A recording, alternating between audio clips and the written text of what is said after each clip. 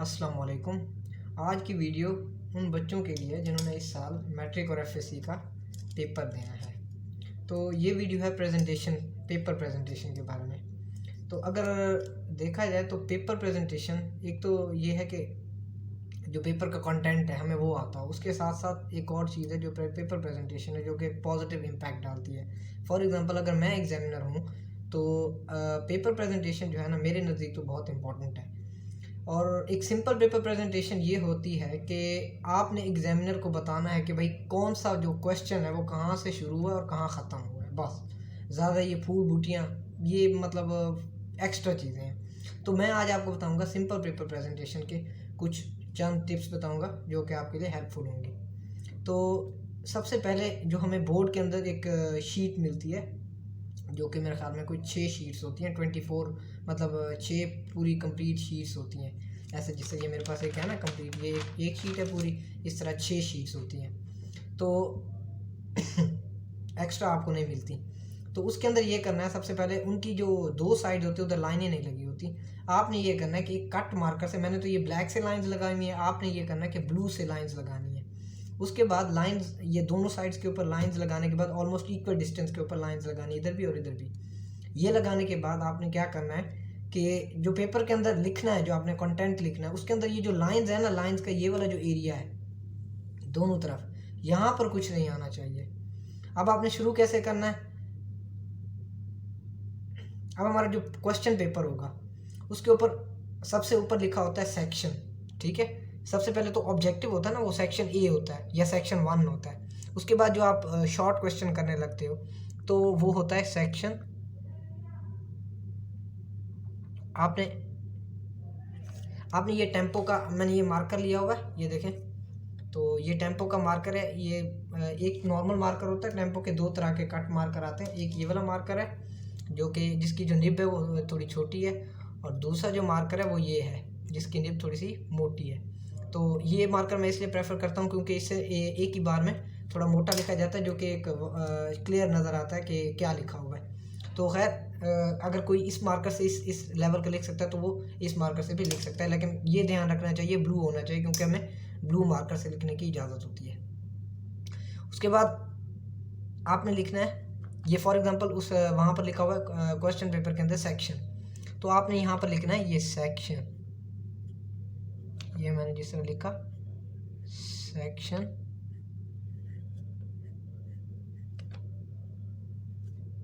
अब यहाँ पर दो चीज़ें हैं, सेक्शन के बाद अगर वहाँ लिखा हुआ है बी तो यहाँ पर आपने लिखना है बी।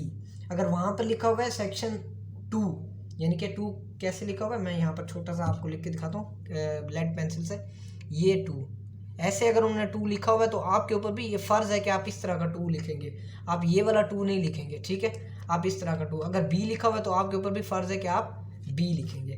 तो ये हो गया सेक्शन 2, फॉर एग्जांपल वहाँ पर लिखा हुआ है सेक्शन 2, ठीक है।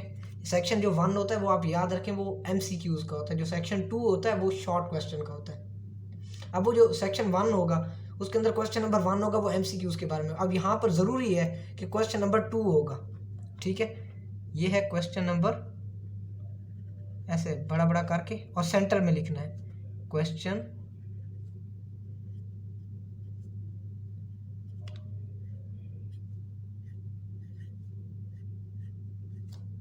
Number, for example. अब यहाँ पर भी वही बात होगी, अगर उन्होंने लिखा हुआ है रोमन में जिस तरह ये है 1 2 तो आपने उसी तरह लिखना है। अगर उन्होंने इस स्टाइल में लिखा हुआ है 1 2 जो हम नॉर्मल यूज़ करते हैं तो आपने इस स्टाइल में लिखना है 2। अब ये हो गया।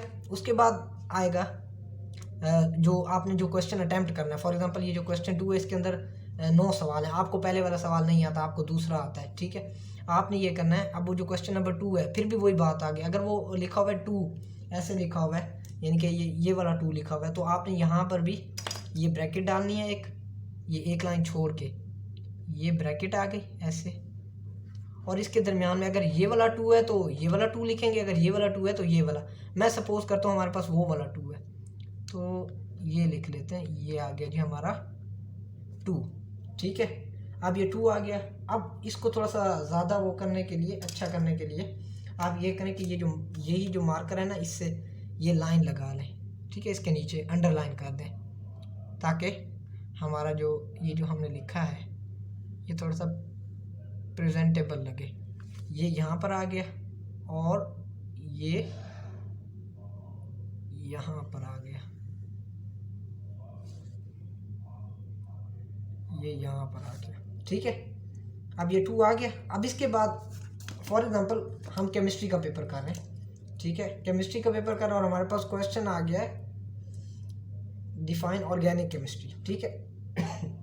अब हम यहाँ पर पूरा क्वेश्चन नहीं लिखेंगे, ठीक है, हमने 2 लिख दिया। अब ये नहीं कि हमने एग्जामिनर को बता दिया कि हमने क्वेश्चन नंबर सेक्शन 2 में से क्वेश्चन नंबर 2 में से पार्ट 2 कर रहे हैं, ठीक है। उसके बाद हम ये नहीं लिखेंगे डिफाइन ऑर्गेनिक केमिस्ट्री, ठीक है, and give example of organic compounds, ठीक है। हम यहाँ पर सिर्फ यही लिखेंगे ऑर्गेनिक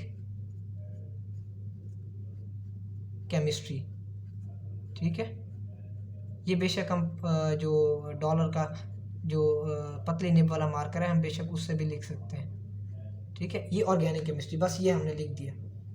अब ऑर्गेनिक केमिस्ट्री की डेफिनेशन जो होगी वो हम सेंटर में करके यूँ लिख देंगे।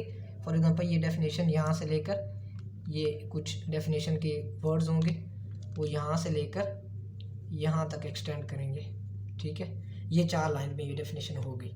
उसके बाद हम लिखेंगे यहाँ पर एग्जाम्पल्स ऑफ ऑर्गेनिक कंपाउंड्स,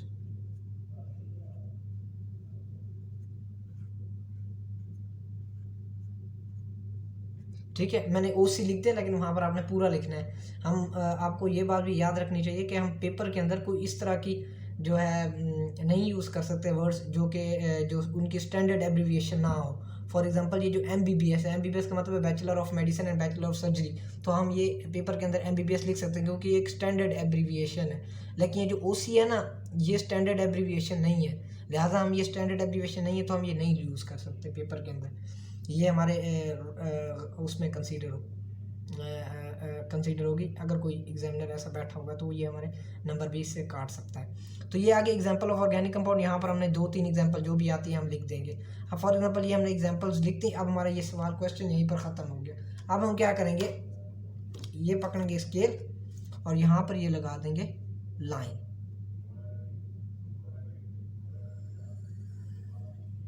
ठीक है, ये लाइन लग गई। अब क्या हुआ, अब हमारे पास दूसरा सवाल आ गया।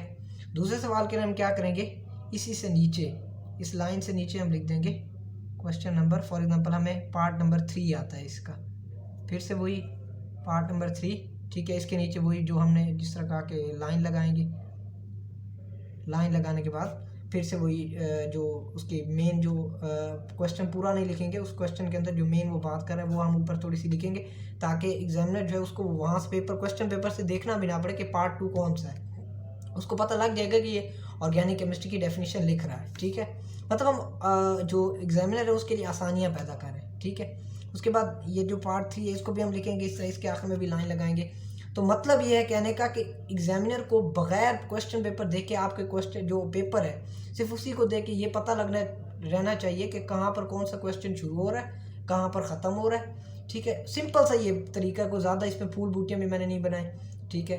तो उससे ये इंप्रेशन होगा कि एग्जामिनर को ज़्यादा जब मेहनत नहीं करनी पड़ेगी तो वो आपके पेपर को आसानी से टिक करता जाएगा और पेपर थोड़ा सा प्रेजेंटेबल भी इस तरीके से लगेगा, ठीक है। इसी तरह सेक्शन जो क्वेश्चन नंबर 2 होगा, फिर इसी तरह 3 होगा, फिर 4 होगा, फिर उसके बाद सेक्शन 3 आ जाएगा या सेक्शन C आ जाएगा, तो वो भी आपने इसी तरह सेक्शन C लिखना है या क्वेश्चन नंबर 2, 3, 4 इस तरह करते जाना है। अब एक चीज़ का ख्याल ये रखना है कि अब फॉर एग्जांपल जो ये वीडियो देखेगा तो उसने ये नहीं करना कि इसी चीज़ को जहन में रख के और इसकी प्रैक्टिस बिल्कुल ना करे और जाके पेपर में बैठ जाए। तो यकीन जाने कि ये बहुत ज़्यादा प्रैक्टिस लेगा। अगर आप इसी तरह इसको देख के पेपर में जाकर ये काम करना शुरू कर देंगे तो आपका पेपर कभी कंप्लीट नहीं होगा। तो मैंने भी ये कहीं से सीखा था, सीखा मतलब ऐसे था कि मैंने किसी दोस्त का देखा तो मैंने उसकी कॉपी तो मैं नहीं कर सका, लेकिन मैंने एक अपना स्टाइल डेवलप कर लिया, कि अपना मैंने एक नज़रिया डेवलप कर लिया कि भाई मैंने पेपर ऐसा बनाना है कि एग्जामिनर को ये पता लगना चाहिए कि कौन सी चीज़ मैंने कहाँ शुरू की है और कहाँ ख़त्म की है। और अल्हम्दुलिल्लाह मैंने जो साइंस जो मैं यानी कि इंग्लिश के सब्जेक्ट्स होते हैं यानी कि साइंस सब्जेक्ट्स होते हैं, मैंने उनके अंदर फॉर एग्जांपल जो मेरे केमिस्ट्री में थे वो 84 थे आउट ऑफ 85। उसके अलावा मेरे बायो में 83 आउट ऑफ 85 थे और जो मेरी फ़िज़िक्स थे उसमें मेरे 85 आउट ऑफ 85 थे।